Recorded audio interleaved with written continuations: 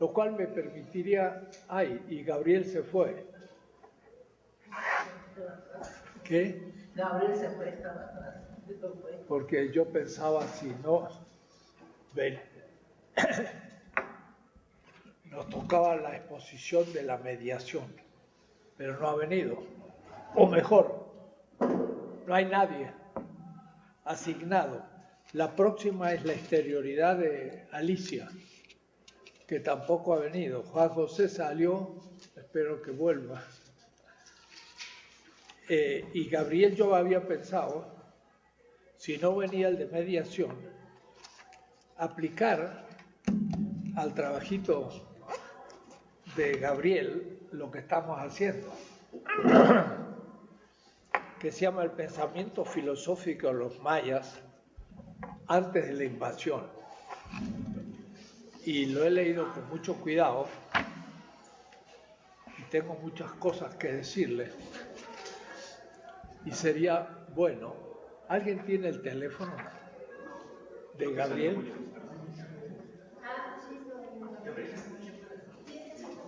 ¿Crees que volverá o está por ahí? No, fue a Maracopeo.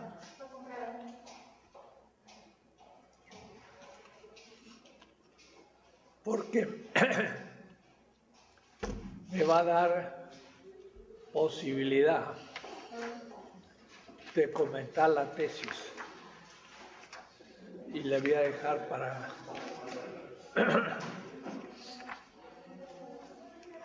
que la corrija.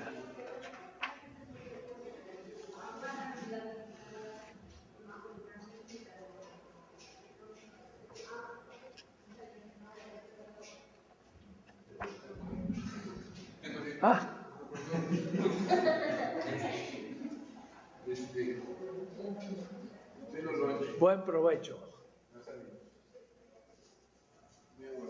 Mira, justamente, si no viene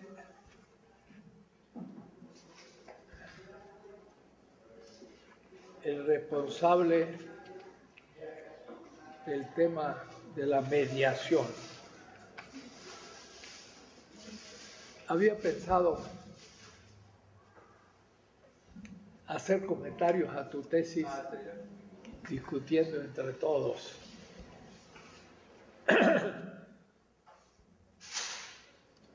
Me parece que es un gran avance y ya se ha logrado lo que yo llamaría un estatuto filosófico. Tú hablas mucho de lo ontológico. Ahora, me parece, como primera indicación, que usan también la palabra metafísica, el alma metafísica y me gustaría que usaras uno u otro término de una manera muy precisa y no en el sentido tradicional. Quizás siempre ontológico y nunca metafísico en el sentido de Levinas, porque entonces si no se nos confunde. Igual que en el lenguaje, muchas veces habla de materia, pero lo contrario de la materia es el espíritu. Pero materia también es un nombre muy moderno o muy griego. ¿No será corporalidad algo mejor que materia? Pero esto es ya sistemático, debe ser, es decir, hay que hacer un rastrilleo todo el lenguaje. Igual que se habla del alma. Pero ¿se habla del alma o se habla de la subjetividad?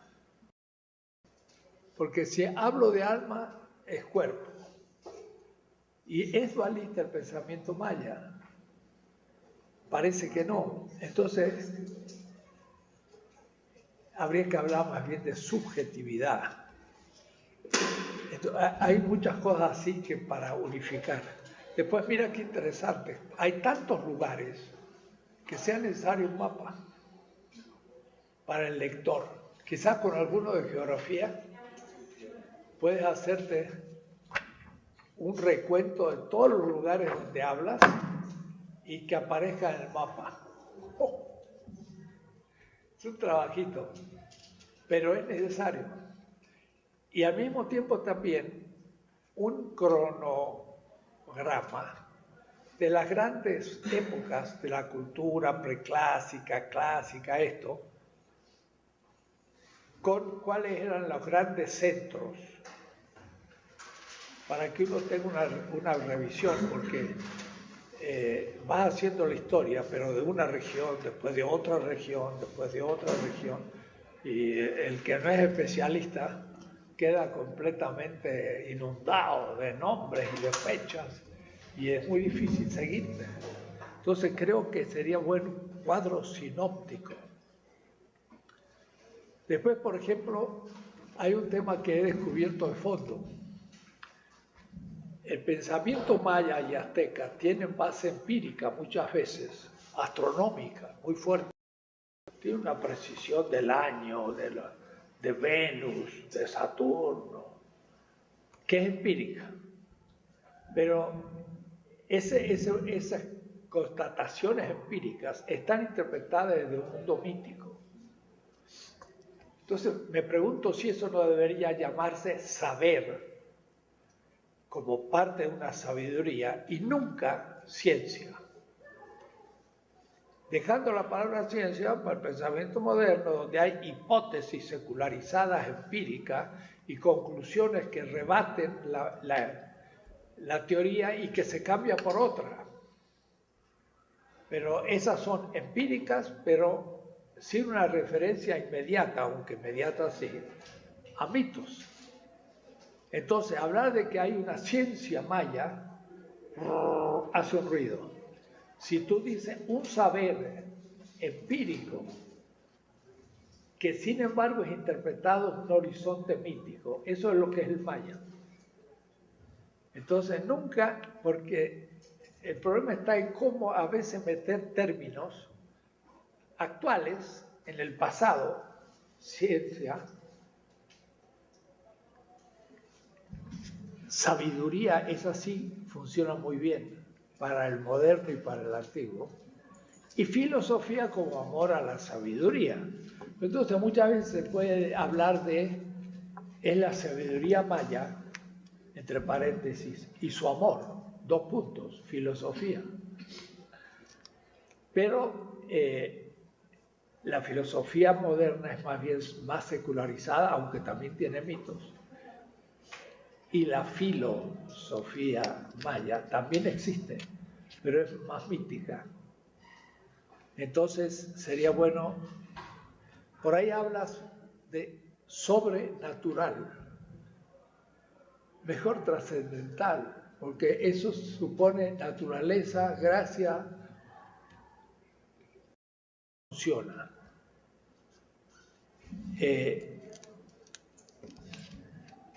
Y una cantidad de otras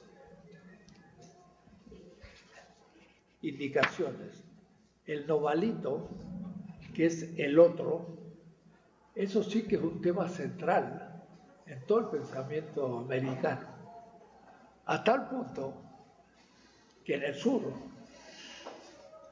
había una historieta muy famosa, popular, que se llamaba Paturuzú. Era un indígena, un super hombre indígena, muy simpático, muy popular, y tenía siempre el otro yo, ¿no? Y a tal punto que una creencia así media medieval, que es el ángel de la guardia, es muy popular en América Latina, de otra manera que en Europa. Ese ángel de la guardia, yo me acordaba, Ángel, una tía que me decía, toda la noche hay que rezar al ángel de la guardia, que se decía, ángel de la guardia, dulce compañía, que me hace ayudar en la noche y en el día, o qué sé yo, algo así, ¿no? Eso es muy indígena. Tengo un otro yo. Y hasta hay uno, un cómics que se llamaba El fantasma Benito se divierte, que era un otro yo de uno. Entonces, eso es muy expandido. Pero, de nuevo, ¿cómo llamarle a ese espacio místico? No llamarle sobrenatural, no llamarle espiritual, sino un espacio mítico y un tiempo mítico. Esto entonces va a exigir una lectura más pormenorizada. Ahora, hay algunos textos míticos, y tú lo pones explícito, como deliberación. Esto es la historia de Xibalbá, o ¿cómo se dice? Xibalbá, de Nahuanaupu,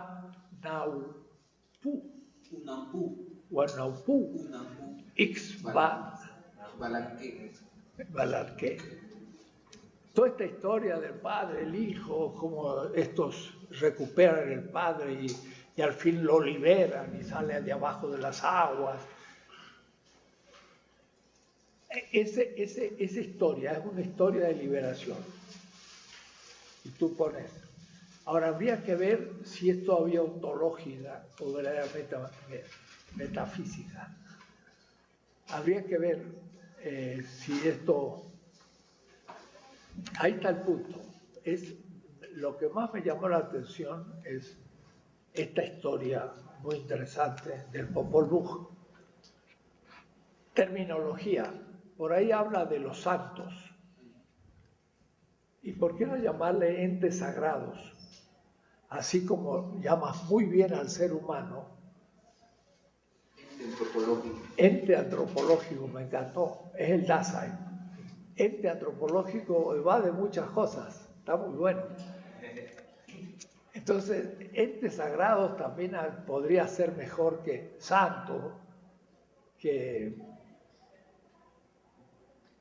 el sabio brujo, el sabio ritual, no brujo, porque ya brujo está demasiado cargado, pero es un sabio que además hace ritos. Entonces tenemos que inventar una terminología que, aunque no sea moderno o científica, sea plenamente racional. Y tu trabajo se aproxima en un 90%.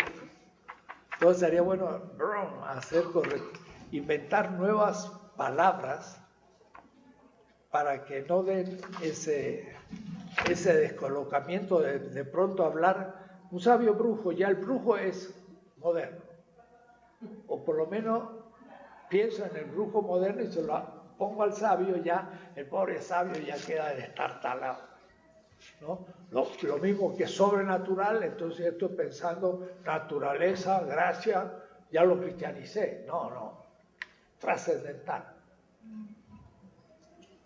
Hay muchas indicaciones de esto,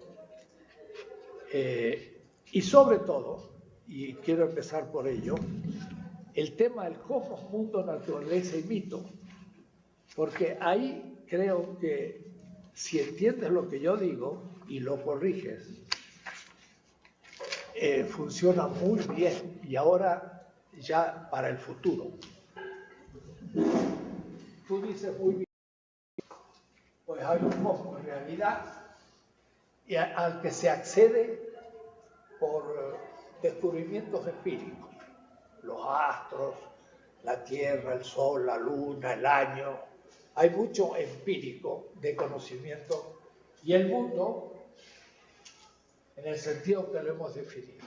Ahora tú aquí creas otra complicación. A esto yo le llamo universo, y tú pareces que no lo captaste de otra manera.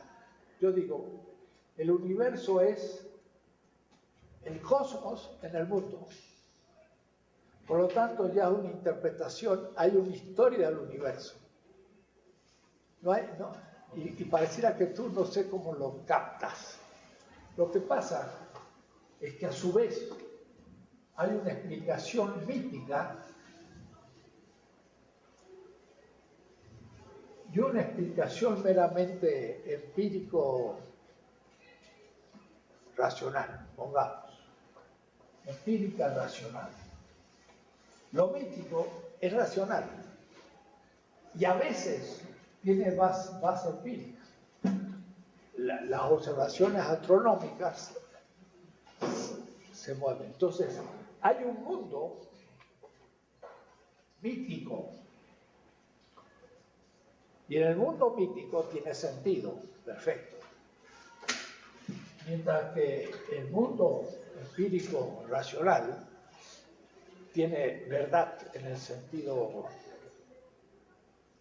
secularizado de la palabra. Pero el mundo mítico, que tiene sentido, tiene un tiempo, tiene un espacio, y es en ese mundo en el que yo le doy la palabra a un pájaro y a una planta. Tú me decías, Juan José, la vez pasada, hablar de cosas es cosificar, me quedé pensando.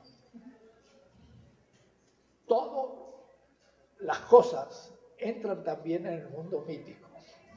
Y en tanto que la cosa está interpretada en el mundo mítico, el pájaro habla y también habla una planta y tiene subjetividad. Pero le he otorgado subjetividad en el mundo mítico y no deja de ser cosa. La piedra la tiro sobre mi pie y ¡pum!, me hace un chichón. Es cosa, pero a su vez puede entrar el fuego, la planta. Yo puedo hacer un fuego y calentar una cacerola. Es cosa, pero al mismo tiempo le otorgo subjetividad en el mundo mítico y me habla. Entonces, tenemos que estudiar que el otorgar subjetividad a seres que tienen sistema neurológico es lícito para dar sentido en un horizonte mítico, pero no confundir con el número empírico y decir es científicamente detectable porque es imposible, porque es otra cosa. Me gustaría que discutiéramos un poco eso, porque la cosa es mera cosa no conocida, es una cosa empírica, racional, científica, una cosa en la vida cotidiana, pero tiene otro sentido en el mundo mítico y yo lo vivo con suma intensidad. La cosa dentro del mundo mítico y entonces dialogo con la planta. Ese diálogo yo le llamaría diálogo mítico, pero no puedo decir que es científico, por ejemplo, o empírico cósico. Ahora, cosificar las cosas es pensar de que no puedo yo hacerlo parte del mundo mítico. Es decir, las cosas son cosas y no me las vengas a mí a meter en un mundo mítico y darle otro sentido. Tengo todo el derecho. Como existe la poesía y como existe el mundo de la religión, que es un mundo mítico. Entonces, me gustaría que pudiéramos hablar un poco de esto porque está en el fondo de algo que hace tiempo que estoy trabajando, pero se me va aclarando. Creo que le tenemos que llamar espacio mítico, tiempo mítico, mundo mítico. Es un mundo de sentido que el ser humano crea y tiene todo el derecho a crear, y para el ser humano a su vez le cambia su vida cotidiana, le cambia el sentido de la vida, pues sentido, porque estamos hablando del sentido.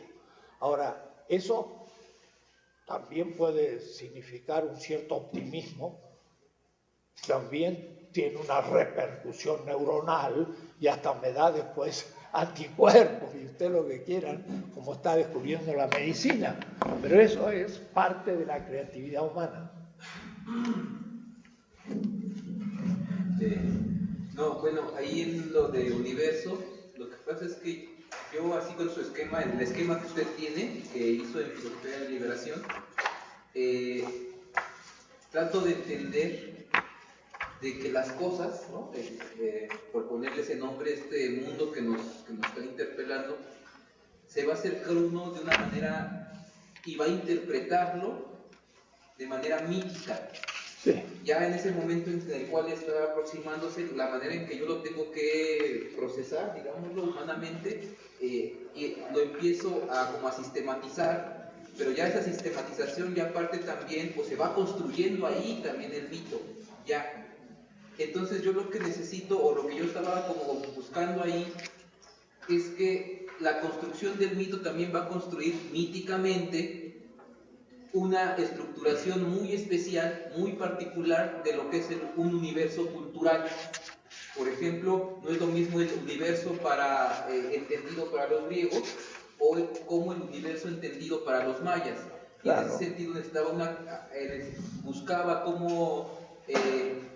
cómo poner esta palabra de universo más bien como universo simbólico, es decir, la construcción del universo de manera simbólica, que eso no quiere decir que no esté poniendo o que no esté tomando en cuenta la idea de cosmos, la idea del mundo y la idea mítica e incluso la idea fisicista o la manera física de ver las cosas. Sí, pero mira, Aristóteles, por ejemplo, él pensaba que cada planeta tenía una esfera y eso ya empieza a entrar en el mito y tenía que entonces hacer esferas de compensación, porque la esfera de la luna se movía, pero movía todas las otras esferas simultáneamente.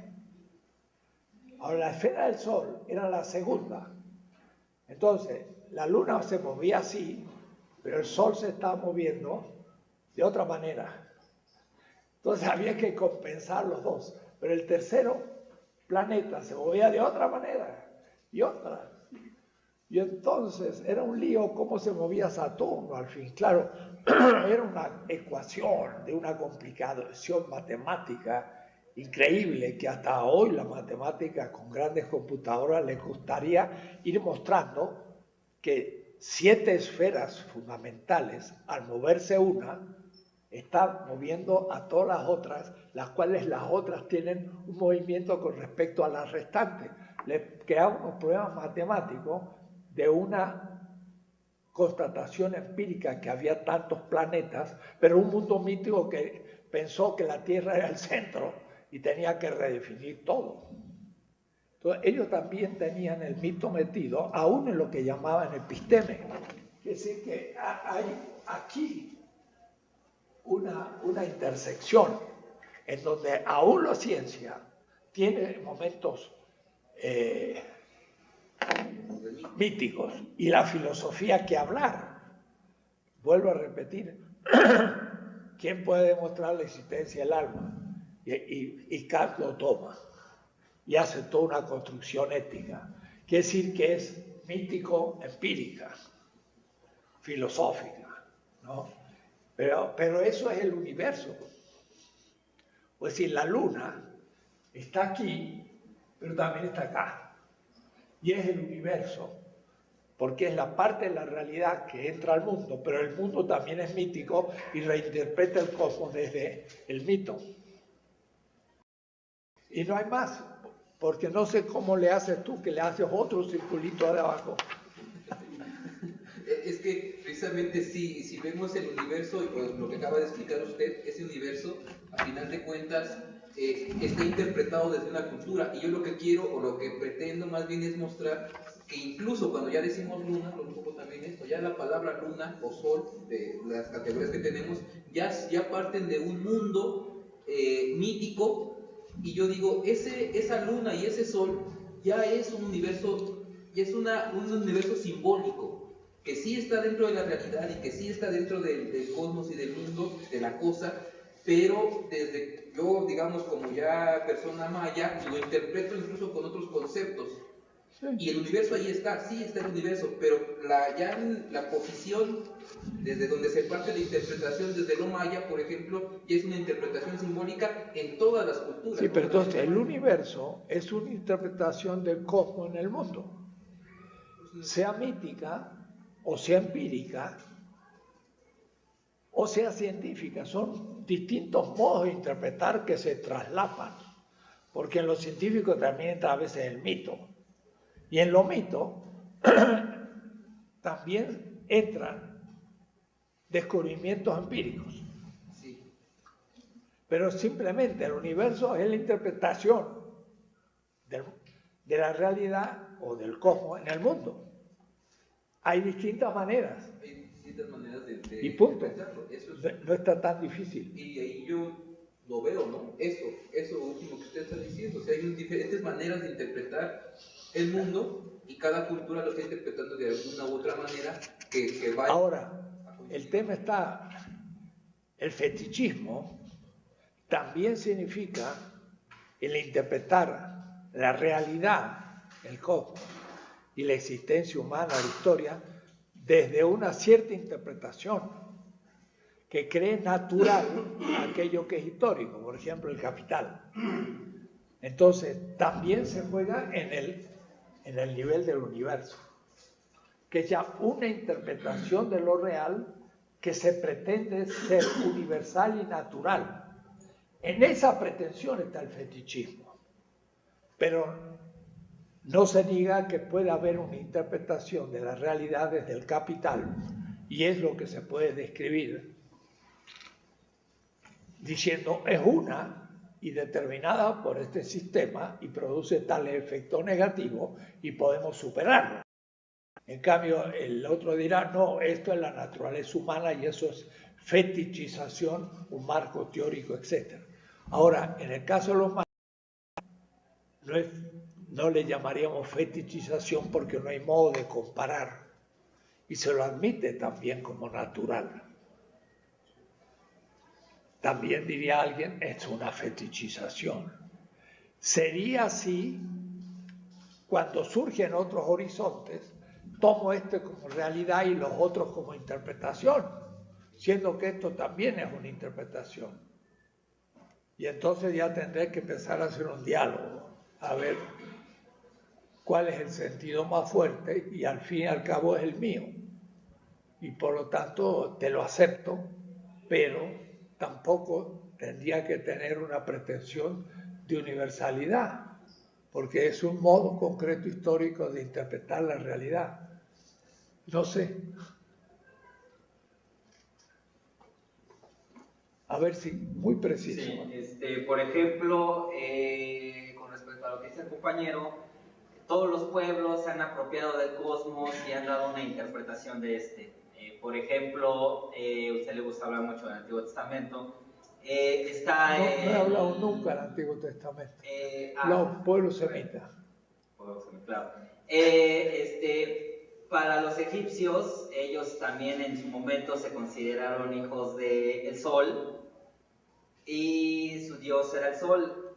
Sin embargo, cuando viene el pasaje bíblico de Moisés, precisamente hay una nueva concepción de un nuevo pueblo que tiene un nuevo mito, que interpreta este cosmos, y ellos lo expresan en el sentido de que hay una plaga que vence a su dios, y esa plaga son las tinieblas, ¿no? Demostrando que hay un dios o un nuevo dios que es superior a ese dios. Bueno, no, pero hay también investigaciones en que parece que hubo un faraón que propuso la existencia justamente desde el dios Ra, el sol, como único. Y Moisés saldría de esa dinastía, que la siguiente la pulverizó, y este salió. Pero son ya hipótesis históricas que se trabajan, ¿no?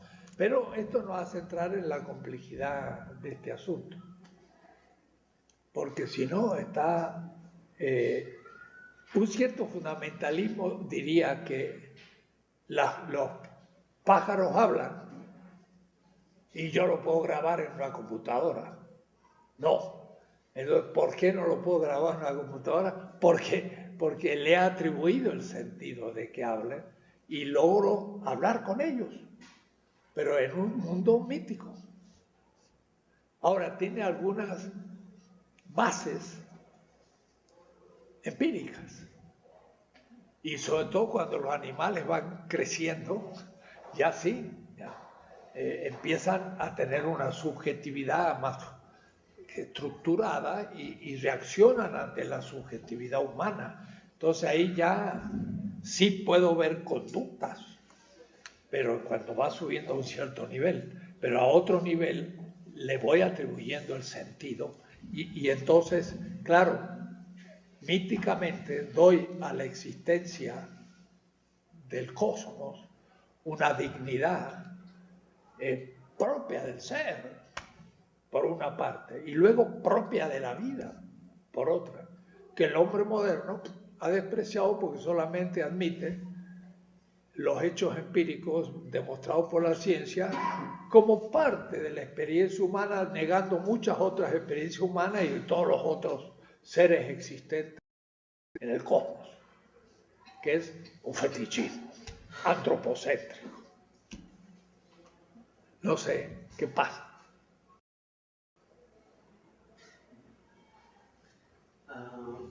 Voy a empezar con un ejemplito que acabo de leer para intentar aclarar las condiciones veces a las cuales sería posible hablar con sentido de este tipo de problemas.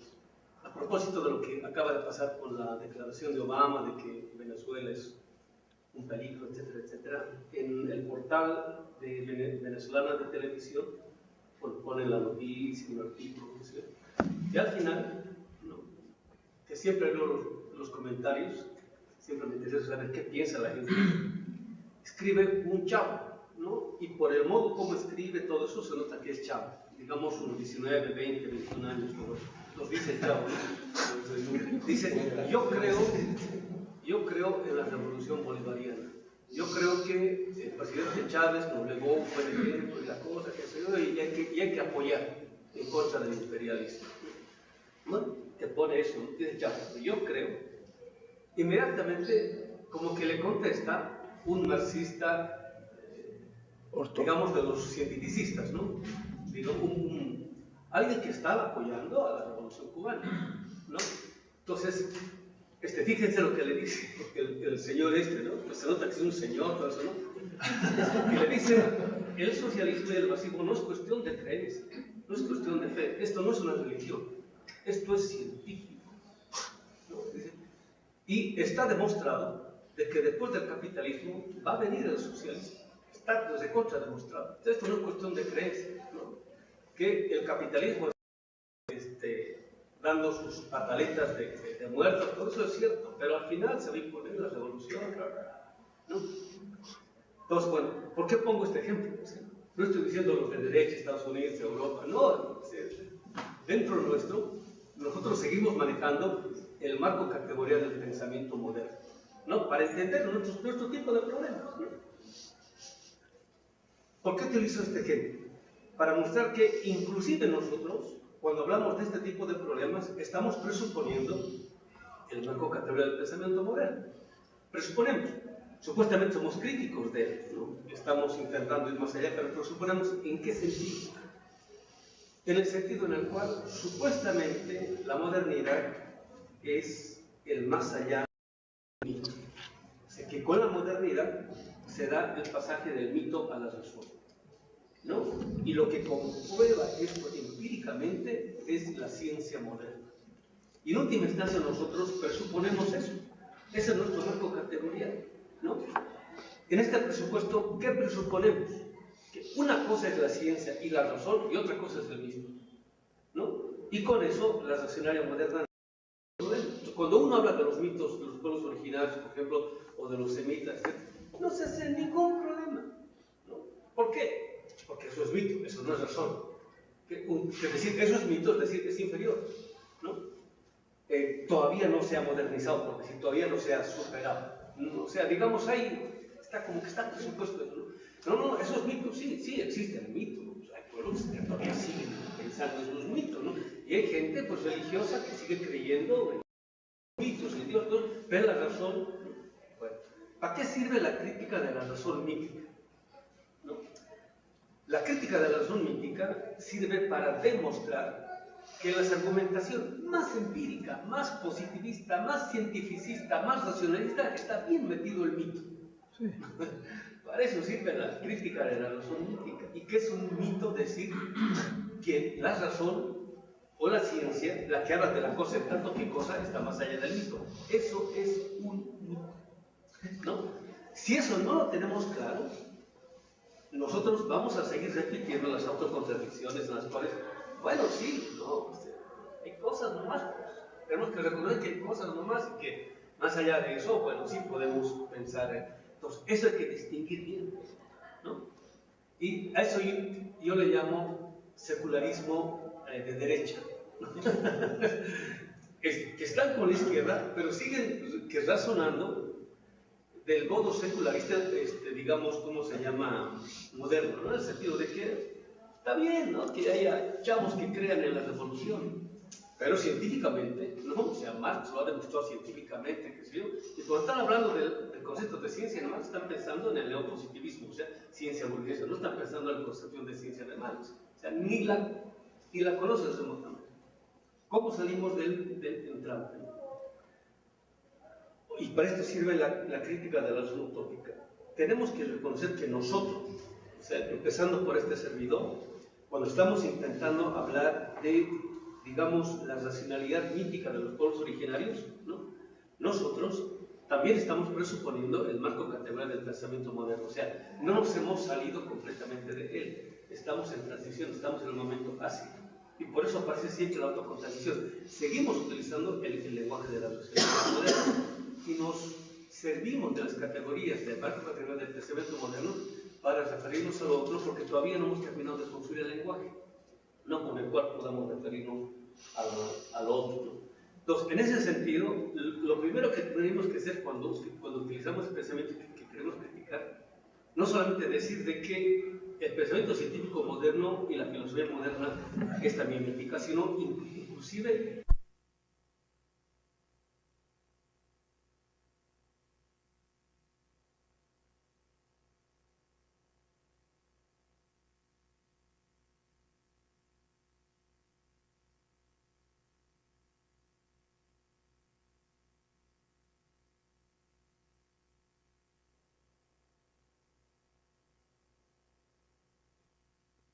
a la cosa seguimos tratándola como cosa, ¿no? Sí, porque estamos en esa autocontradicción, por decirlo, ¿no? Y no nos damos cuenta, ¿no? Y nos relacionamos con la realidad más o menos en ese sentido. Entonces, cuando somos conscientes de esta autocontradicción, ahora sí yo creo que más o menos podemos referirnos a, digamos, a la racionalidad mítica no moderna en el sentido de eurocéntrica. Es un poco, por decir, digamos, la racionalidad moderna es mítica de modo solapado o encubierto, ¿no? En cambio, lo nuestro intenta recuperar positivamente lo que es condición humana, la dimensión utópica y o mítica, ¿no? Contenida, que dice Hinkelamer, lo mítico y utópico es conditio humana, es condición humana, o sea, no hay por dónde evadirlo, ¿no? Entonces, pero no es lo mismo el modo como la racionalidad moderna concibe el mito, se relaciona con el mito, y del mismo modo no es lo mismo el modo como, digamos, los pueblos originarios se relacionan con el mito. O sea, no, eso sí no es lo mismo, ¿no? Entonces, hay que ser conscientes de esta tensión y o contradicción. Entonces, cuando soy consciente de esto, entonces ahora sí más o menos puedo relacionarme de modo un poquito más coherente, por decir, con la racionalidad mítica no moderna, ¿no? Y esto sí tendría que ver con un cuestionamiento radical del concepto de subjetividad, ¿no? El concepto de subjetividad o el modo como la modernidad ha construido el contenido del concepto de subjetividad agota a la subjetividad.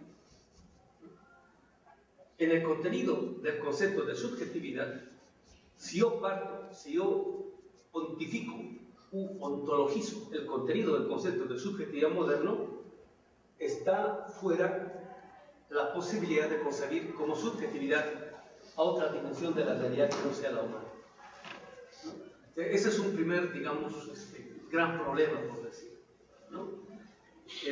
Cuanto más pasa el tiempo y cuanto más nos relacionamos con los problemas que estamos trabajando, va surgiendo cada vez más, a cada momento más, la evidencia de que aquello que nosotros pensábamos que no hablaba o que no tenía lenguaje, habla, ¿no?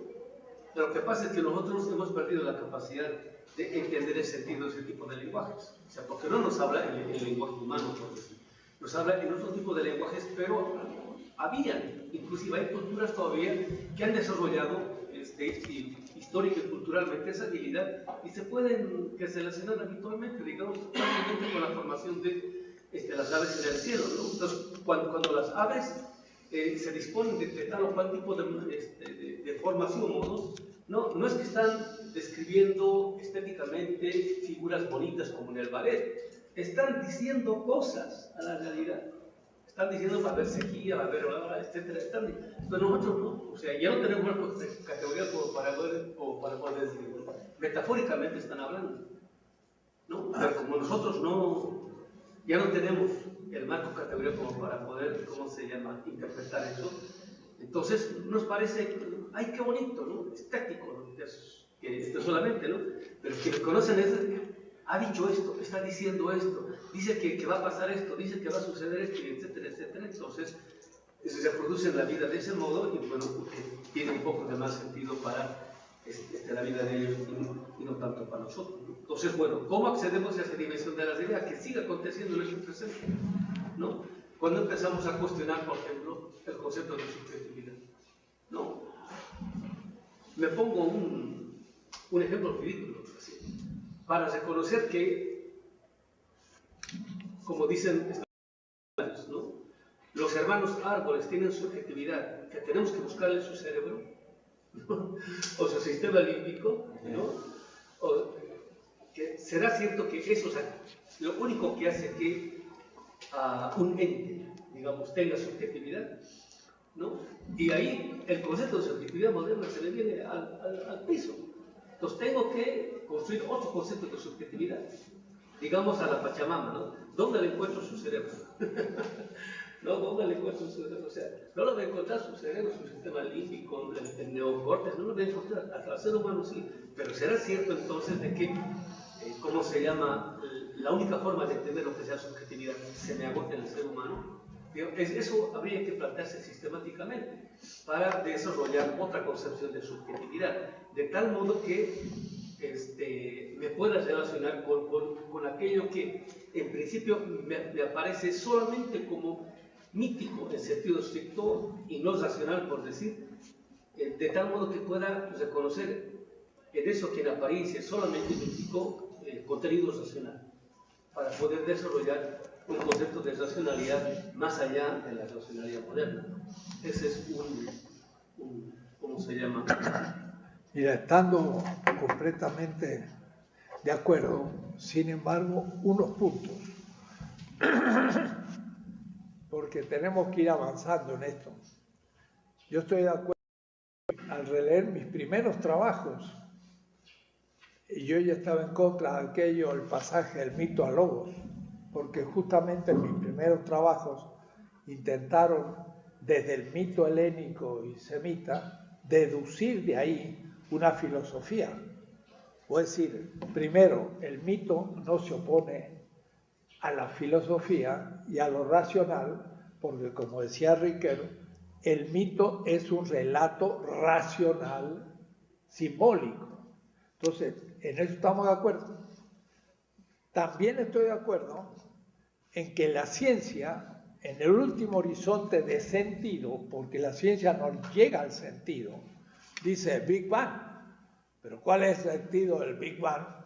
No lo puede saber, o lo puede indicar y apuntar un místico, o lo puede decir metafóricamente un mito. Entonces, también la ciencia tiene un horizonte mítico, estoy de acuerdo.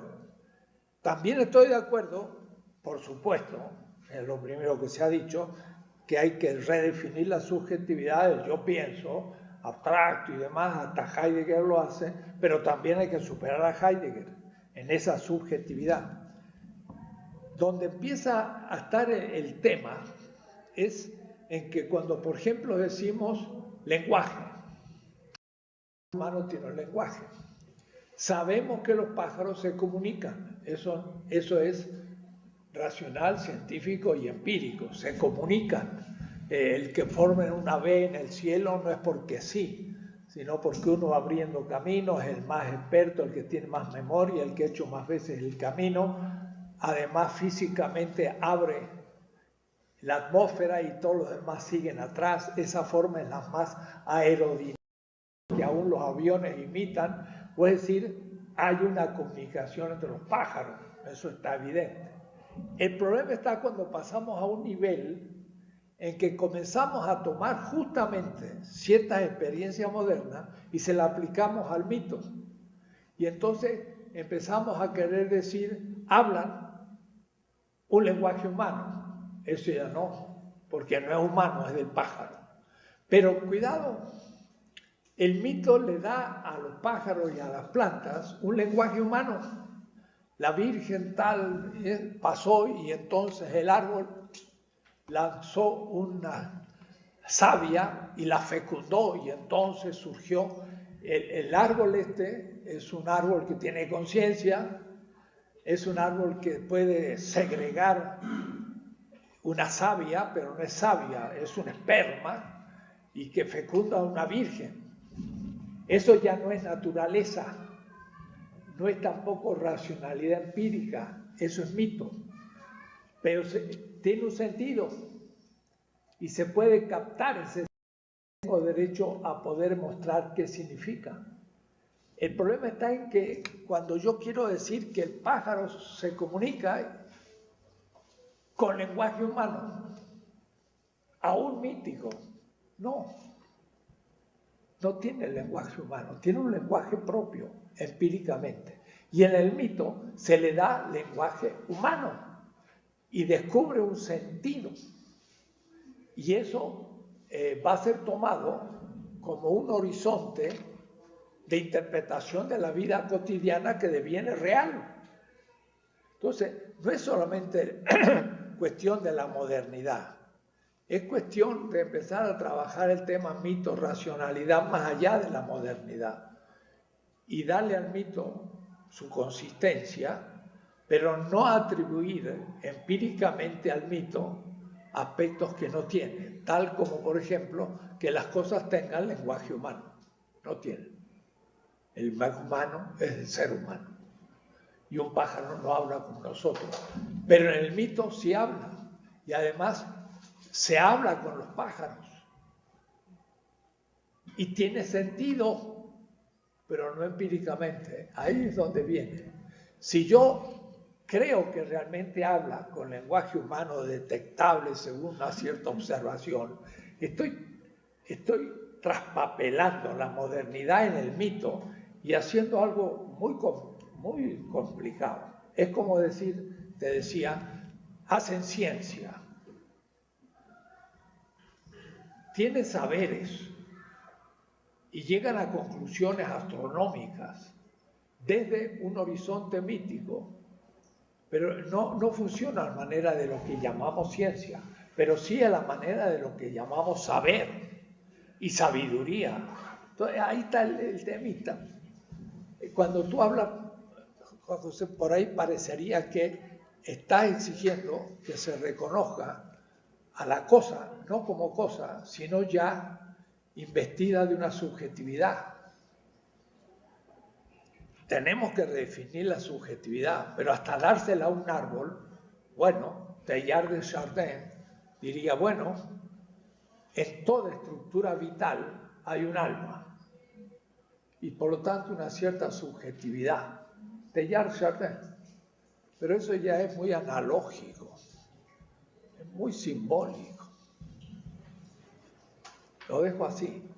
Me inclino a pensar que tenemos que clarificar más las cosas, porque si no podemos caer en desautorizar nuestro análisis, porque pasamos al mito y empezamos a negar rasgos fundamentales que no podemos perder, no solo de la modernidad, del pensamiento árabe que trabajó la filosofía aristotélica, la secularizó y empezó a descubrir la ciencia en un sentido moderno. No es solamente la modernidad, es el mundo árabe también, que no podía ya admitir el dar a los vivientes lenguaje humano porque era idolatría. Eso es lo que me va surgiendo en la cabeza, lo cual no niega para nada la posibilidad del mito, que cómo funciona y que vincule eso a mi vida cotidiana y me dé un sentido.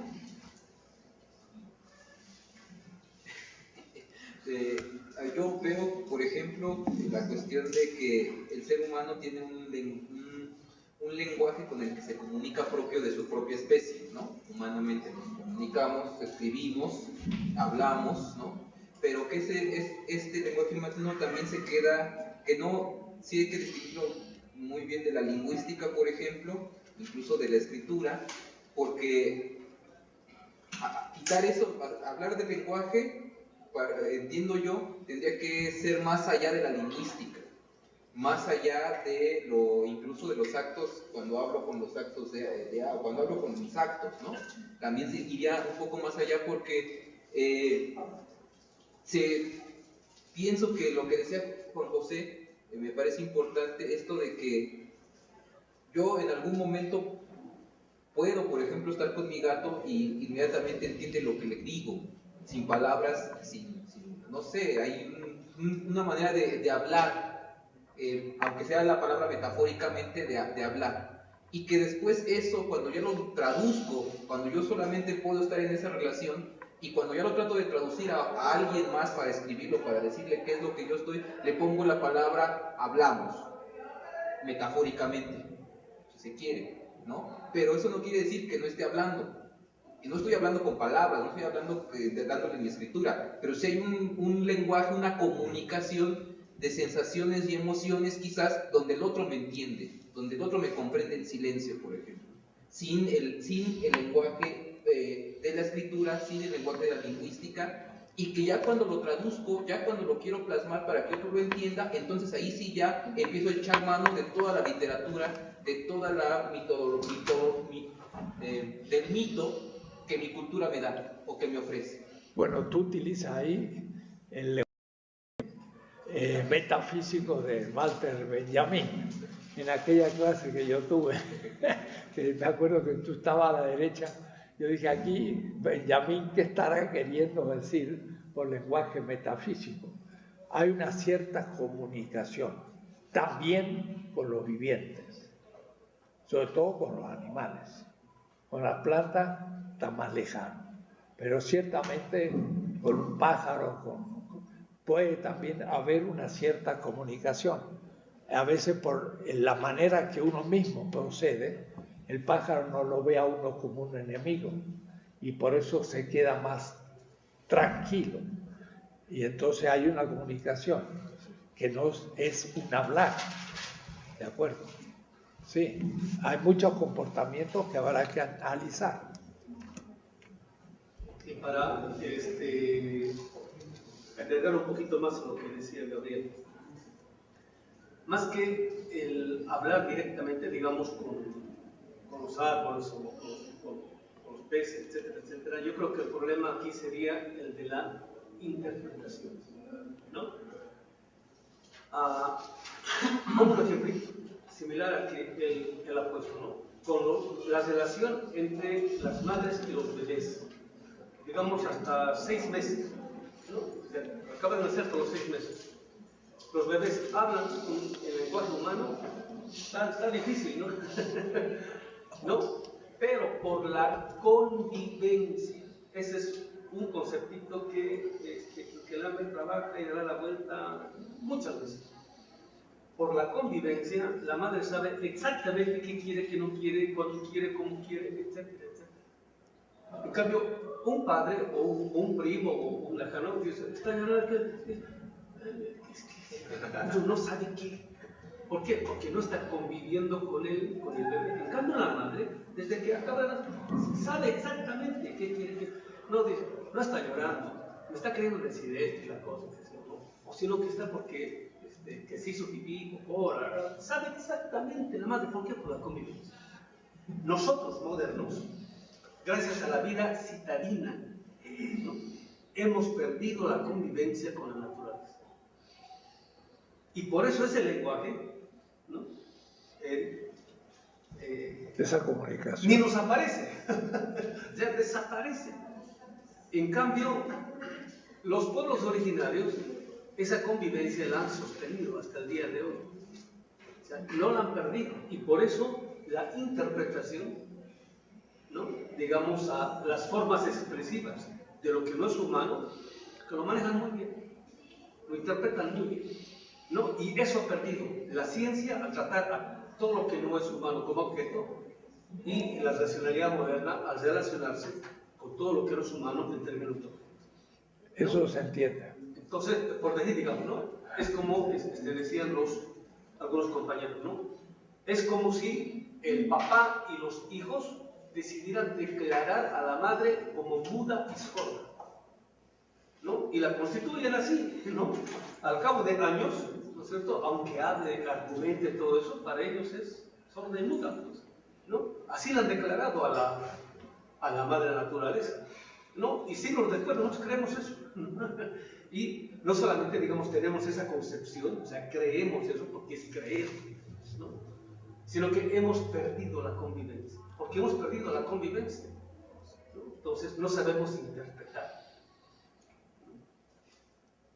Bueno, eso hay que entrarle al tema de esa manera, porque eso es una manera que se entiende. El ser humano ha perdido mucho el manejo de su vida emotiva, también del sueño y de muchas dimensiones, y la ha acotado a la vigilia intelectual. ¿De acuerdo? Entonces, el mundo mítico me regenera esto, es el tema del desencantamiento del mundo. Pero el desencantamiento es que le hemos quitado muchas dimensiones, hay que reencantarlo. Y ahí ya se entiende. El ser humano tiene muchas maneras también de comunicarse, que el hombre secularizado, urbano, moderno, científico, ha ido perdiendo como capacidad de interpretación de la realidad.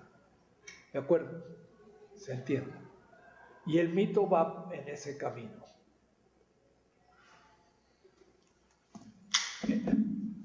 Más o menos al respecto, Boaventura de Sousa Santos, cuando vino al anfiteatro Simón Bolívar, su conferencia la hizo sobre derechos de ciudadanía.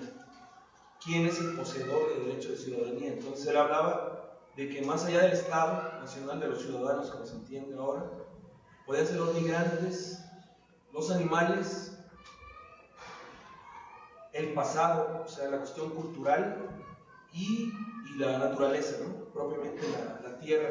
Pero él no llegó a esta discusión, pues, sino solo hablaba de las repercusiones, por ejemplo, económicas positivas al hacer a la Pachamama sujeto de derecho. Entonces, ahí la cuestión sería como pensar si es un atributo humano que se le da a lo otro como poseedor de esos derechos, como un atributo, racionalmente es un atributo que se le otorga a lo otro como una extensión de la humanidad, o se piensa que lo otro, en efecto, independientemente de si se le atribuye o no, tiene ese atributo, ¿no? Y la cuestión entonces, no sé si pudiera verse así que científicamente, en términos laxos, pudiera ser que ese atributo es, por ejemplo, un imperativo ético, ¿no?, pero es un atributo de lo humano hacia lo no humano. Y no sé si lo piensa así usted o cómo lo piensan los demás, que en la cuestión mítica ya sería pensar con convicción que ese atributo en efecto lo tiene lo otro, o sea, inmanentemente, en su constitución orgánica. Es un poco más claro en la cuestión política, pues porque el político pues, es humano, ¿no? Esto ya tiene una dimensión más profunda, pero creo que no sé, una forma de causarse hacia el debate sería distinguirlo. Yo atribuyo eso al otro, o lo otro independiente de mí tiene el atributo, que además yo secundo. Sí, está perfecto, es parte de esto. Yo tendería a superar, yo le atribuyo el derecho una reflexión más profunda de redefinir el derecho primero, como hay que definir la comunicación, que quizás es bueno no más hablar de lenguaje, sino una comunicación. El derecho también habría que redefinirlo para que le cupiera.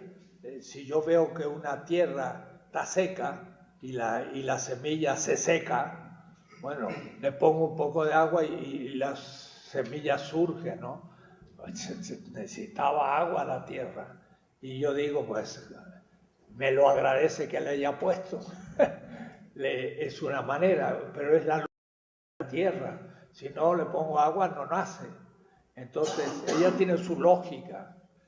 ¿Le puedo llamar a eso derecho? Bueno, tendría que redefinir el derecho. Y entonces sí podría caber que el agua, la naturaleza clama por el agua para producir la vida, y cuando no le doy, simplemente muere. Le voy a decir, no me va a dar la vida. Entonces, el respeto a su lógica supone el cumplir con su derecho. Pero entonces habría que redefinir derecho. Y bueno, se podría, pero yo siempre he dicho, tiene que haber una subjetividad para que haya derecho.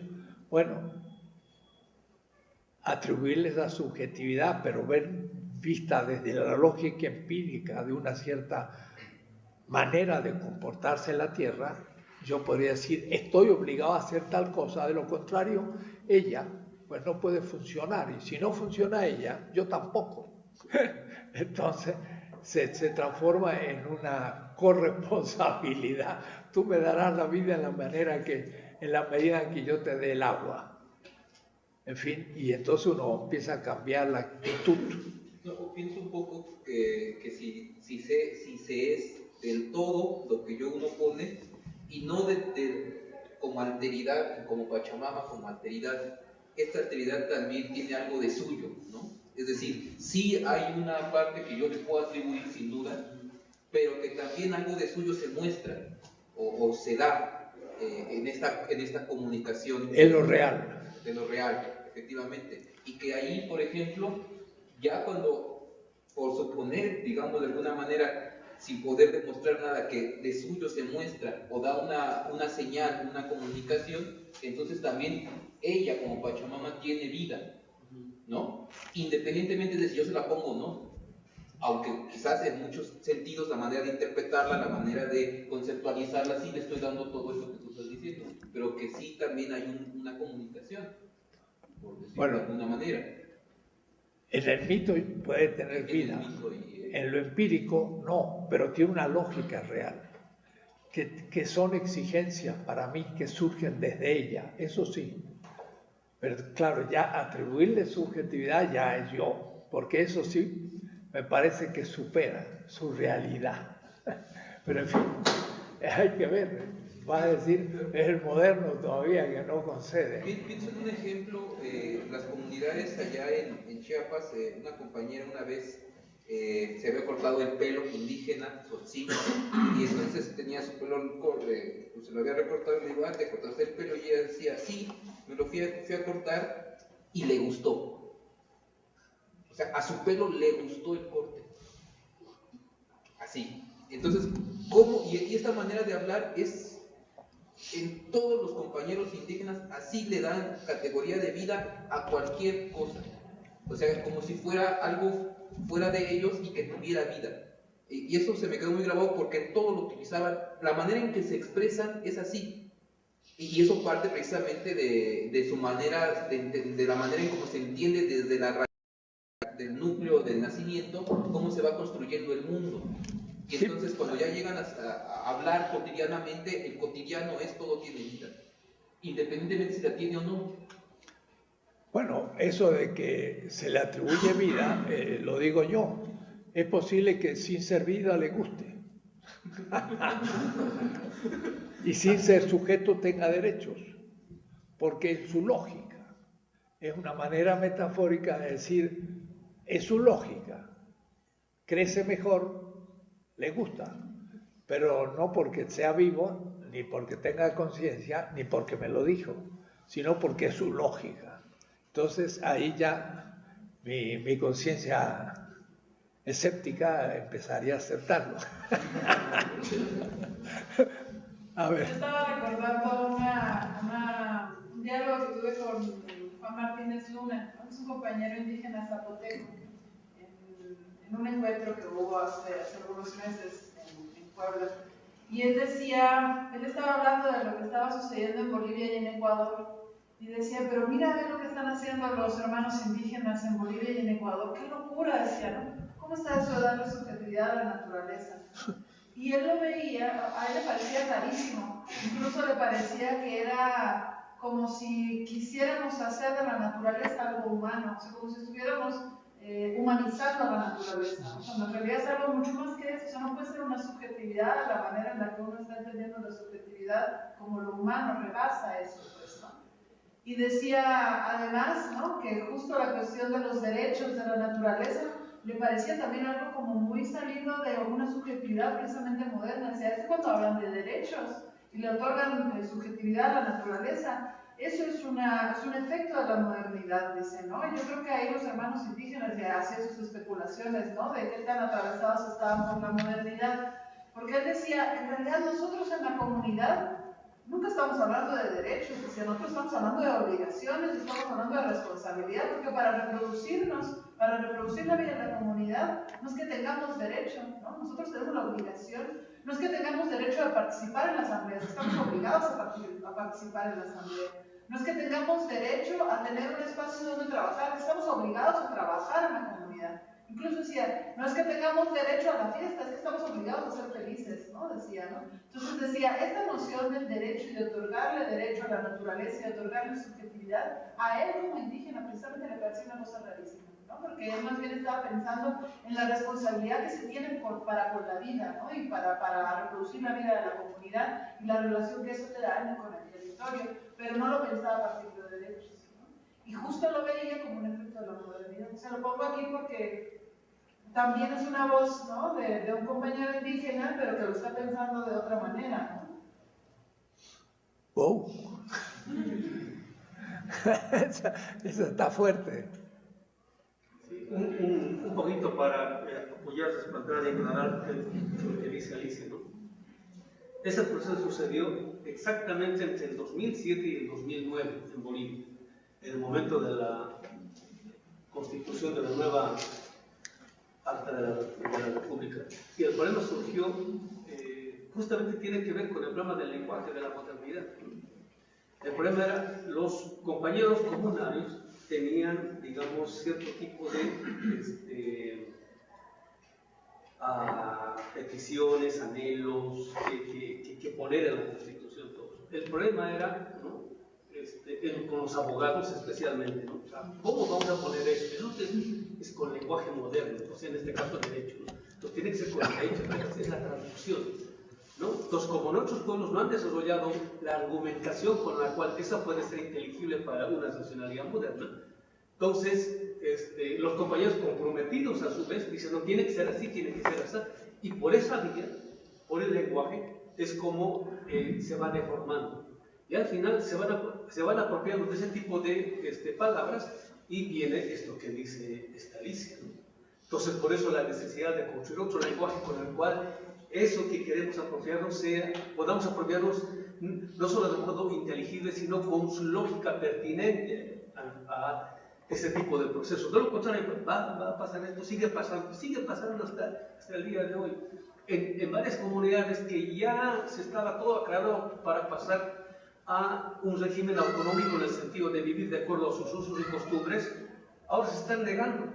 ¿Por qué? Porque han penetrado la lógica política moderna, por decir, que en vez de la autonomización, ahora están, ¿cómo se llama?, optando por convertirse en alcaldías, ¿no? O sea, digamos, gobernarse de acuerdo a la lógica moderna, porque ha penetrado eso y tiene sentido ahí.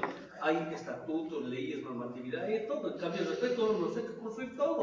Y como no está construido todo, y el tiempo de la política es acelerado y hay que entregar las obras porque el ego está bien preocupado en entregar obras, entonces pasa esto, ¿no?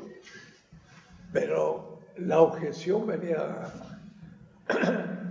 no preguntarse si operan con subjetividad la tierra, la planta, no es una pregunta moderna. Eso es lo que está diciendo Licia, si entiendo. Y al mismo tiempo, preguntarse si tienen derecho no es una pregunta moderna. Que el indígena dice, pues ni me interesa, porque en realidad yo no hago las cosas por derecho, sino que las hago por obligación de la vida misma. Esa es otra indicación interesante. En el derecho moderno no existe. No, es por derecho. O sea, sí, pero existe. Por derecho, esa práctica sí existe. Pero existe. Moderno. Por eso, en la traducción pasó el problema este. Pero mira qué interesante. En el derecho moderno se empieza por el derecho, las obligaciones. En el pensamiento amerindio se empieza por las obligaciones, porque como hemos recibido la vida, empezamos por retribuirla. Entonces, me parece una interesante sugerencia preguntarse si no valdría la pena decir, empezar por preguntarse por el derecho es una segunda pregunta, porque la primera de los pueblos indígenas es, yo tengo sobre todo obligaciones con respecto a la vida porque recibí todo gratis. Y como me lo dieron como don, yo tengo que darlo como don, pero no porque tengo derecho, sino porque tengo la obligación de dar un don. Y al mismo tiempo, esa subjetividad no será la subjetividad moderna.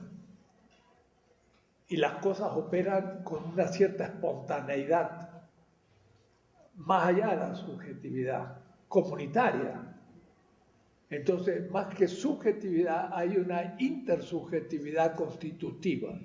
Y ahí entonces sí entra todo el cosmos, porque todos somos responsables por ser reales. Y la realidad es el de suyo, y el de suyo no es mío sino tuyo, y yo no puse tu de suyo, sino que tú lo traes, y también yo estoy obligado a respetarlo, porque eres tú distinto que lo que yo soy. Pero a su vez, mi respuesta a lo que tú hagas por mí no es por derecho, sino por obligación. Porque también tú estás obligado a hacer lo que haces.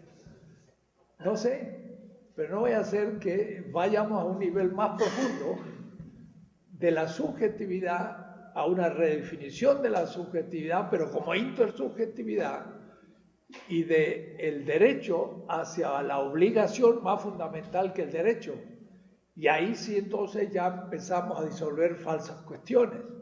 No le damos derecho a la tierra, sino la tierra también tiene obligación de devolver el don que se le ha dado de su realidad, porque es mi alimento. Y en esto yo tengo que darle a ella gratuitamente mi don, que es cultivarla para que pueda rendir su lógica. Y entramos ahora sí que me parece en otra lógica. No sé, pero... Ese sería el pasaje del código del derecho al código de las obligaciones. De las obligaciones. Exacto. Otro tipo de... Y de la corresponsabilidad, donde no actúo por derecho individual, sino por corresponsabilidad comunitaria con todo el cosmos. Y todos los seres reales, vivos y etcétera. Esa corresponsabilidad, sí hay una fraternidad universal. Y de pronto nos comunicamos. ¿Qué es lo que tú has recibido como don? Tal cosa. Bueno, yo te lo retribuyo de tal manera. Y entramos a una lógica de las obligaciones. Y no tanto los derechos. Entonces el problema no son los derechos humanos, sino las obligaciones. Y eso es lo que nos empieza a exigir ahora la ecología. No es que tengo el derecho a estar vivo, sino la obligación de servir a la vida porque nos morimos todos si no. ¡Apa! Ahí sí que ya tocamos otro nivel, donde creo que vamos a un nivel mayor de profundidad y se disuelven nuestras oposiciones. El mito toca ese horizonte más fundamental de la colegialidad, de la realidad. Sí, sí. Alicia, por ejemplo, ya en unos seminarios que tiene la Universidad Zapatista, estábamos discutiendo académicos de ahí, y se leyó un libro de Sousa de Derechos Humanos, y dieron duro los compañeros porque ellos decían pues, que eran modernos, ¿no? Todos estos de los derechos humanos.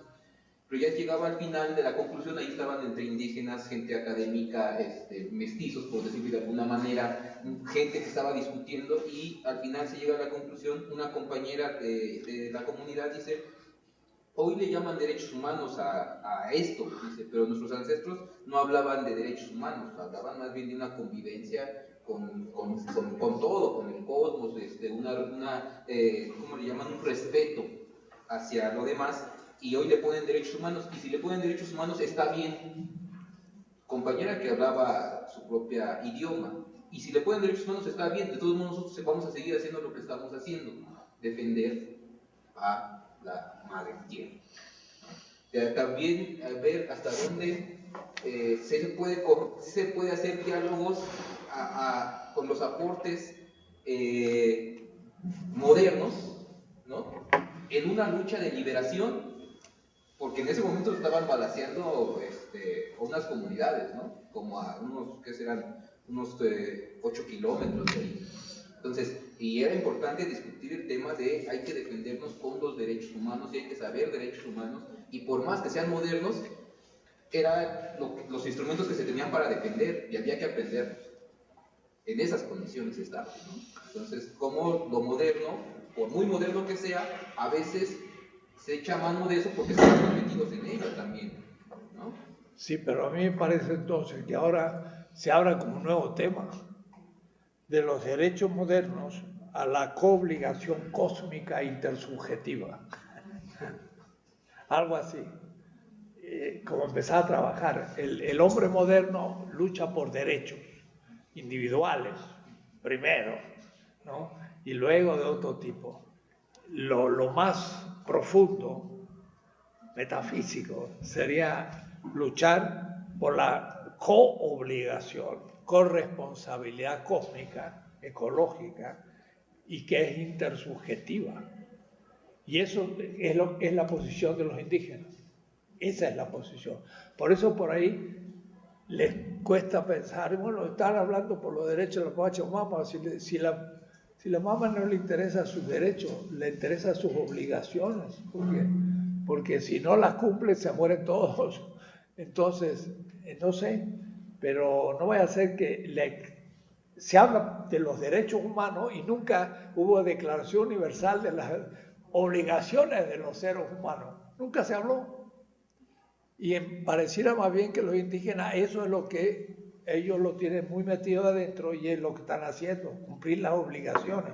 Pero eso es muy pasivo, es es que sé yo, mal visto, mala prensa, empezar a decir las obligaciones. No, los derechos y deberes. Los deberes son los primeros. Los deberes, no los derechos. Eso es para pensarlo. Creo que esa puerta sí nos enseña a todos. Ellos están bien insertos en sus deberes. Y eso el hombre moderno está habituado. Lucha por su derecho.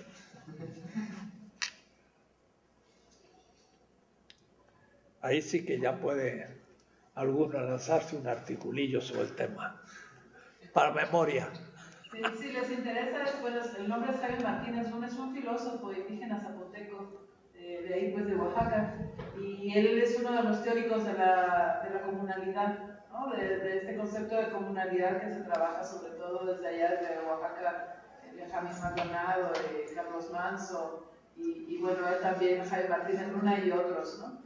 Y uno de sus textos como más leídos o más difundidos es el de Comunalidad y Desarrollo.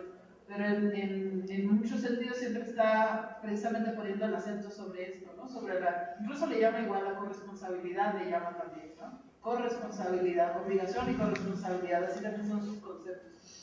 Y justo está planteando todos estos problemas, ¿no? No se les interesa, pues ahí hay una verdad, ¿no? Casi no hay cosas de aire en internet, pero sí se puede conseguir. Y en ese tema debo decir, Apple tiene buenos artículos sobre la corresponsabilidad. Digo, como para tener. Dile si no puede escribir algo o si tiene que nos lo haga saber. Sí, ahí le digo. Es un tema, me parece, muy fecundo para redefinir la subjetividad. A ver, no quisiera trivializar esto, pero voy a hacer un ejemplo muy inmediato como para hacerlo más complejo. Hace como 2 años vi un documental donde hay un hotel en la selva africana, no sé dónde, pero filman como unos leones jóvenes atacan a un león viejo y lo matan. Sí. Es como 5 leones jóvenes y matan al viejo. Y entonces ellos decían, esto es muy doloroso, pero así es la naturaleza y no podemos intervenir. Entonces uno pensaría, pudieron haber evitado, ¿no? Simplemente les dan de comer o se llevan al león viejo para otro lado y lo salvan. Pero ellos decían, no podemos intervenir. Entonces, por ejemplo, si tenemos una planta silvestre que cumple su ciclo vital en su ecosistema, se seca. Pero si hay una planta o esa planta silvestre la llevamos a nuestras casas y no la regamos, entonces ahí hay una obligación nuestra directamente con la planta. Creo yo que la atribución de derechos, por ejemplo, a la naturaleza, es como un, no sé, artificio mental para decir, tiene derecho a recibir de mí la obligación de protegerla justo donde yo como humano he trastocado el mundo natural y me he ido a meter ahí. Pues sí, que ya no es natural, es un jardín, Claro, es cultura. En ese sentido tendría derecho, porque yo llegué a quitarla de su ciclo natural de supervivencia. Pero la selva no habitada, o no vivida, o no modificada, sería más difícil pensar que es de derecho porque es su ciclo vital, natural, ecológico, ¿no?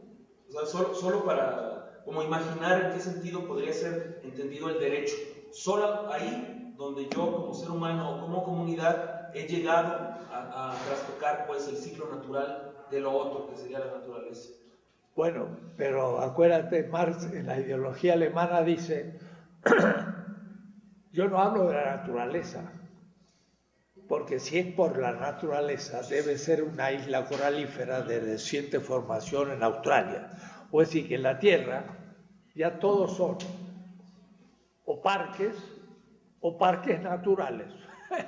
O es decir, ya no hay más parques salvajes. La tierra entera la hemos humanizado como un jardín y cuando no tocamos algo, lo declaramos un parque natural. Lo cual significa que no es nada natural porque ya está definido que ahí que no intervenga el ser humano, por lo tanto ya es humano, ¿no? Entonces, aún... En el caso de los leones, claro, en el caso de los leones es casi un espectáculo ver la naturaleza como era, porque no interviene. Y la no intervención hace que ya sea algo no natural, porque si no, hubiera matado al león. Ahora, eso es una institución dentro de los leones, además muy biológica. El macho tiene un grupo de hembras y el macho dominante es el que logra una pequeña comunidad de 6, 7 hembras y las crías y un macho, o 2 a veces.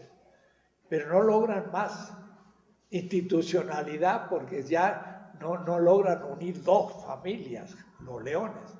Y justamente los adolescentes son echados fuera porque ya están fuertes. Pero esos adolescentes que sobreviven atacarán al padre y se apropiarán del grupo. Y eso no se sabía antes. Creían que el león tan fuerte, tan poderoso, era el rey de los animales. No, el único que mata al león es a otro león. Porque las hembras son las que matan a las crías, a la caza, y alimentan al león y las crías, pero el león nunca caza, porque es demasiado grande y demasiado pesado.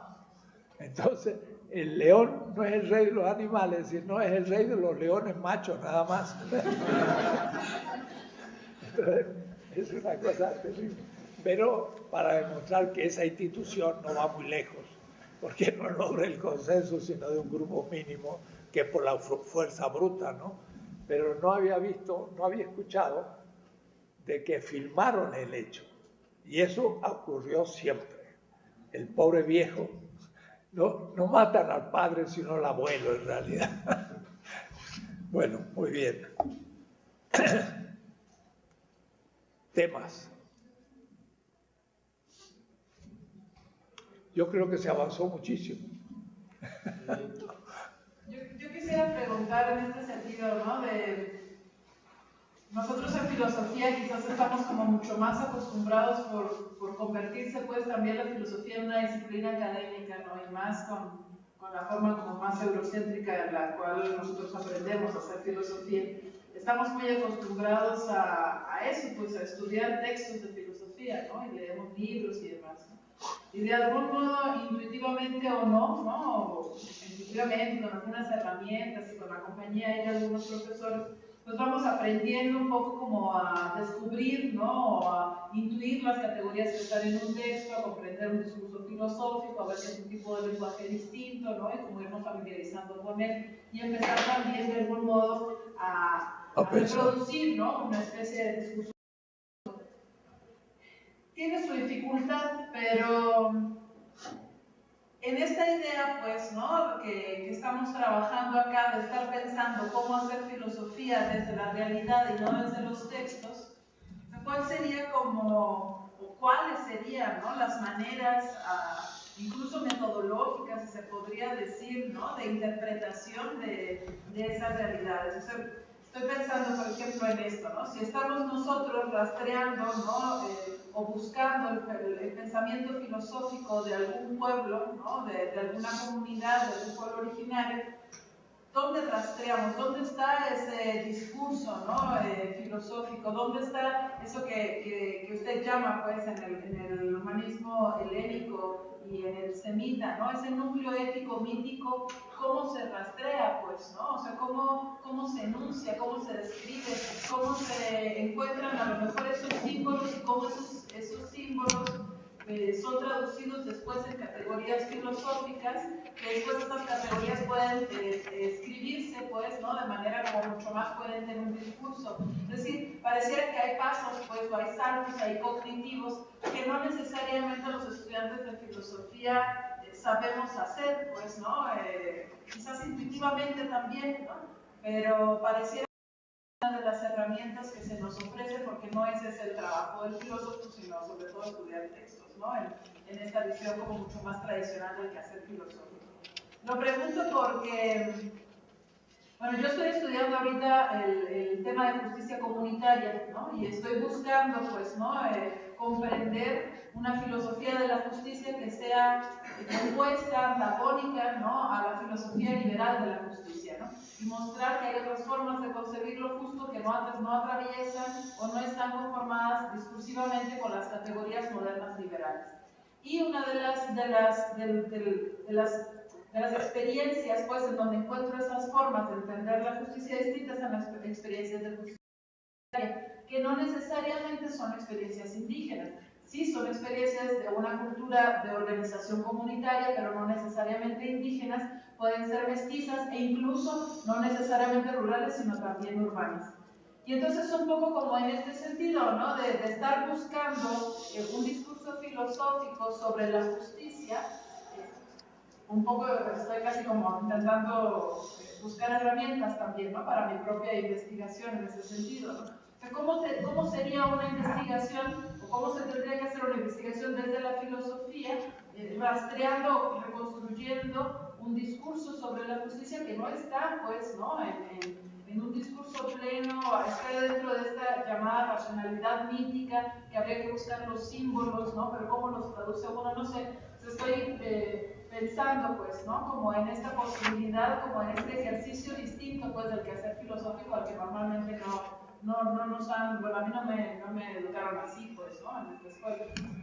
Bueno, justamente una de las maneras es ver cómo vieron la justicia distintas culturas.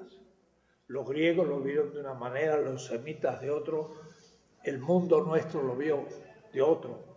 Y cuando empecé, pero había pocos, hice un pequeño comentario sobre la tesis que ya está casi terminada de Gabriel, sobre el pensamiento filosófico de los mayas, antes de la invasión.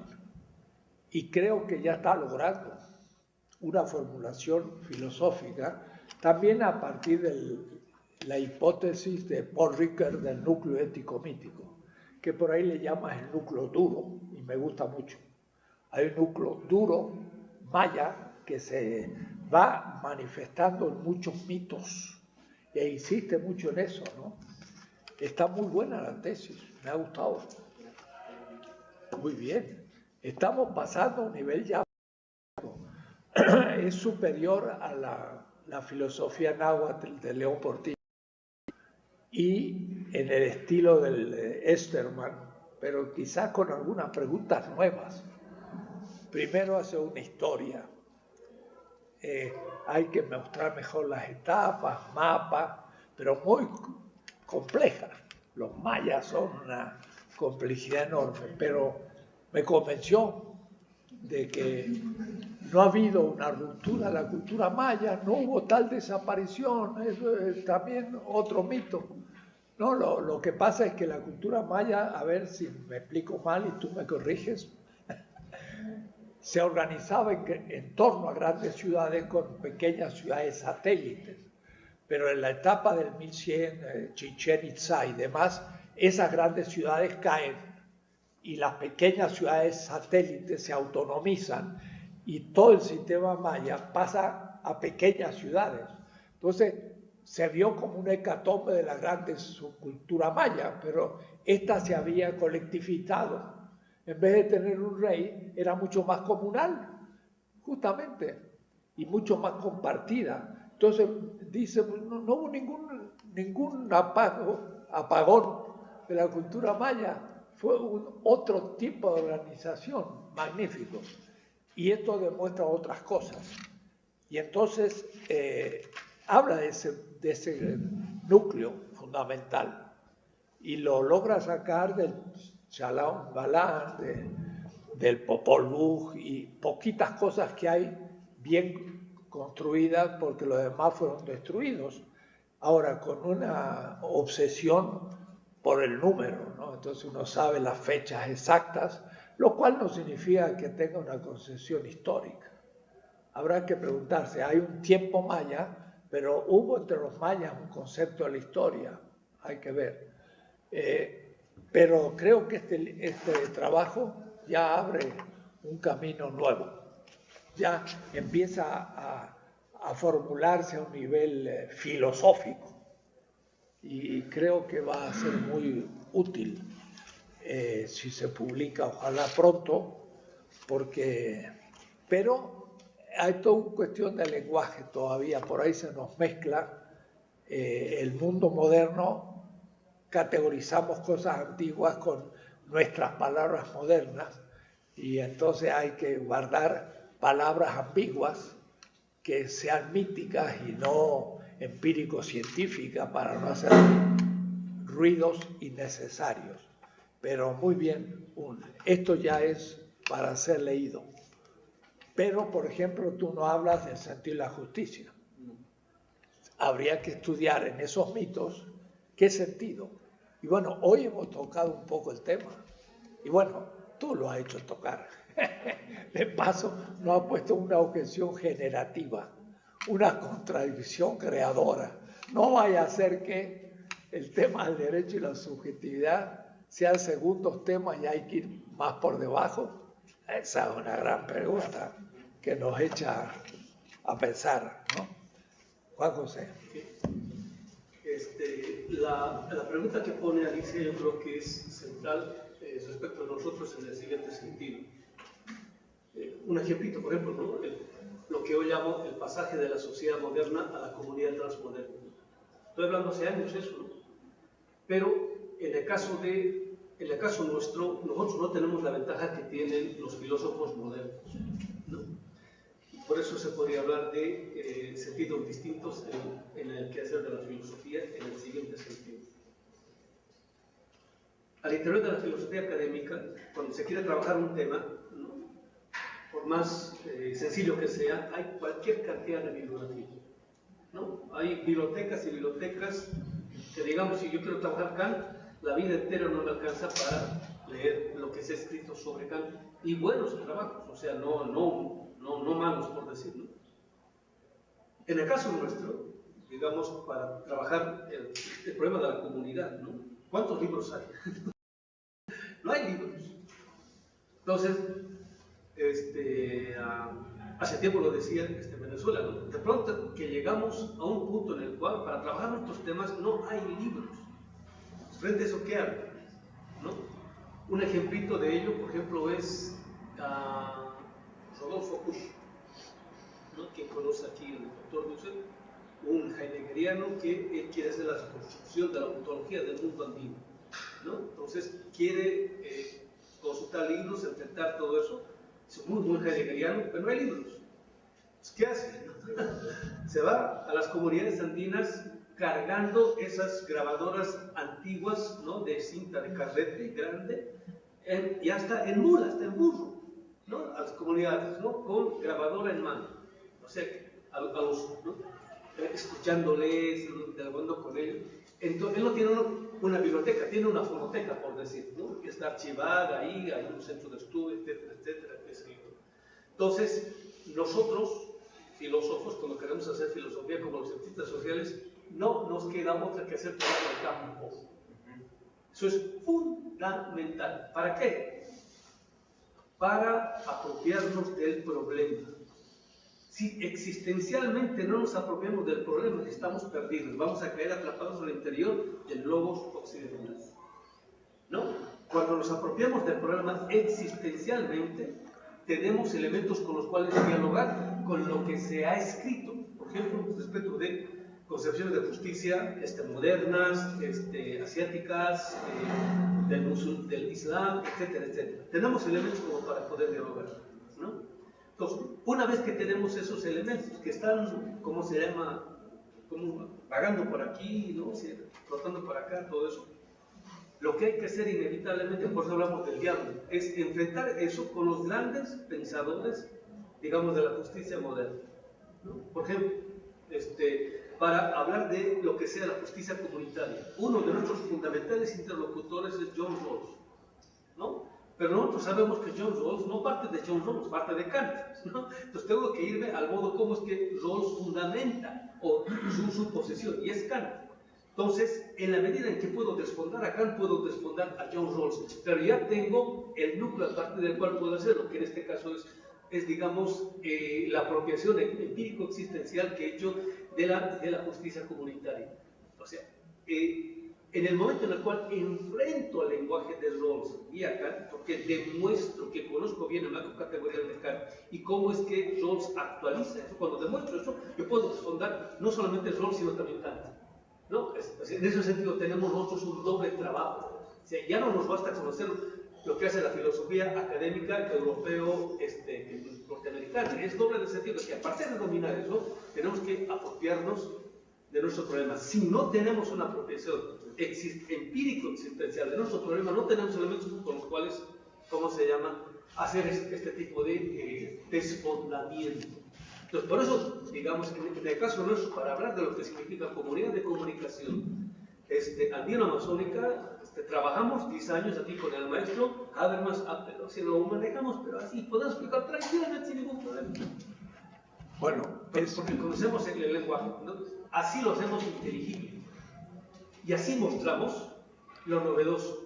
Entonces, cuando escribimos los textos, decimos los modernos en cuanto a justicia han avanzado hasta aquí, hasta aquí, hasta aquí, hasta aquí, hasta aquí, ¿no? Y lo que no han trabajado es esto, y nosotros vamos a desarrollar todo. Solamente así, no se entiende, se hace inteligible, de lo contrario no se entiende. Ahí estamos haciendo filosofía, no estamos repitiendo cómo se puso a los demás, estamos mostrando el camino nuevo. Y eso, ahora sí aprovecho este espacio para decirlo, no se hace sino en seminario. Esto es seminario, ahí es donde discutimos esas cosas, ahí es donde aclaramos. Cuando nos dan duro todo eso, no es para hacernos quedar mal, nada de eso, sino es para que aprendamos a refinar bien la capacidad de argumentar y contraargumentar. ¿No? Aquí es donde aprendemos eso. Escribimos mal un texto, nos señalan los problemas, aprendemos a corregir el texto. Hablamos o defendemos mal nuestro argumento, aquí nos enseñan a corregir cómo es que tenemos que contraargumentar, ¿no? Este es el caldo de cultivo en el cual aprendemos. Por eso siempre insistía, tenemos que hacer seminario, porque aquí es donde aprendemos todo eso. De tal modo que cuando salimos afuera estamos bien preparados, ¿no? O sea que necesitamos seminario por lo menos 5 o 10 años más. Perdón, trabajo de Gabriel responde a esta metodología. Te fuiste a Chiapas mucho tiempo, has vivido allá, has charlado con la gente. Hay muchos ejemplos de preguntas y respuestas de los campesinos actuales. Entonces es realmente un trabajo de campo lo que has hecho. Y además los textos que hay.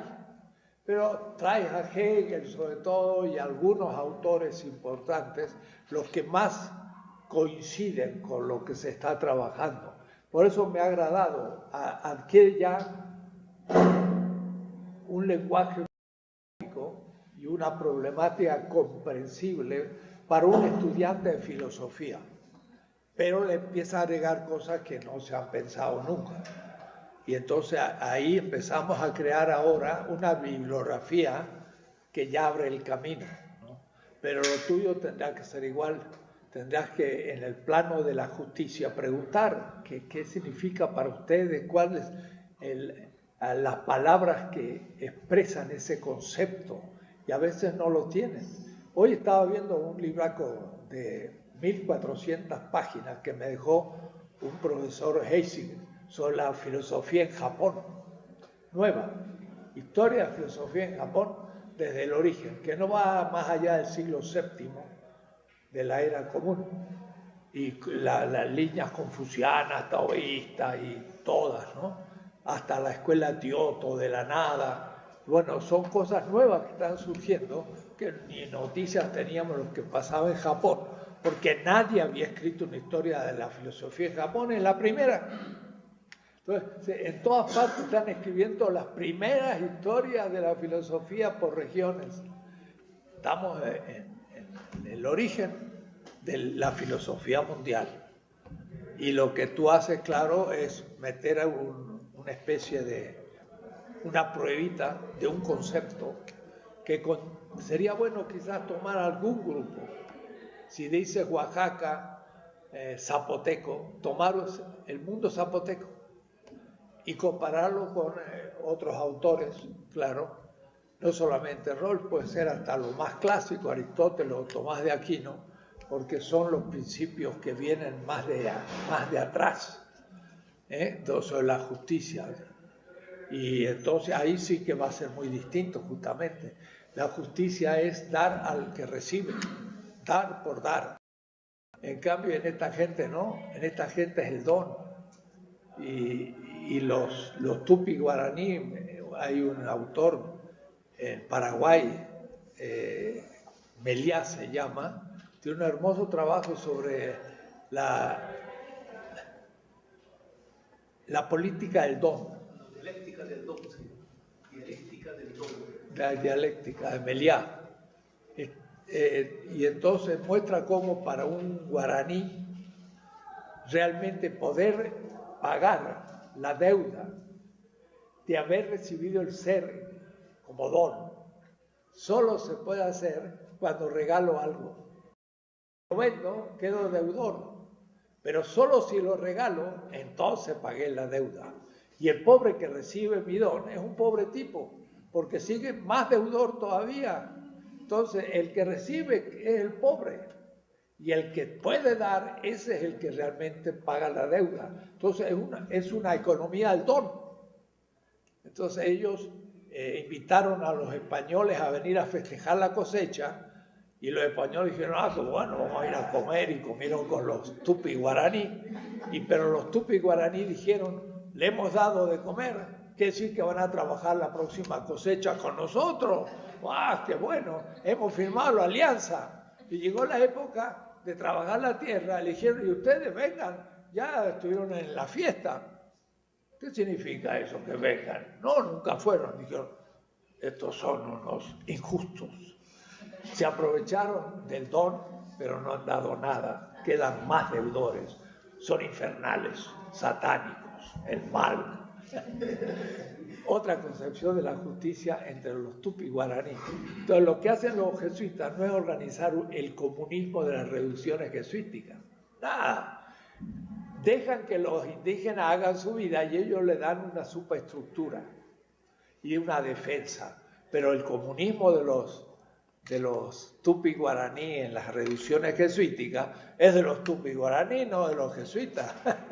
Ellos no hicieron nada, quedaron admirados de esta gente, cómo organizaban la vida en común y no había propiedad privada, vivían pero fantástico, tenían 1 millón de cabezas de ganado, florecían los campos y los plantadores y cazadores se integraban a las reducciones porque dejaban de estar en la pobreza y empezaban a tener un bienestar fantástico. Se había organizado la vida en común. Habían pasado de cazadores y plantadores a urbanos, pero no habían perdido su comunalidad.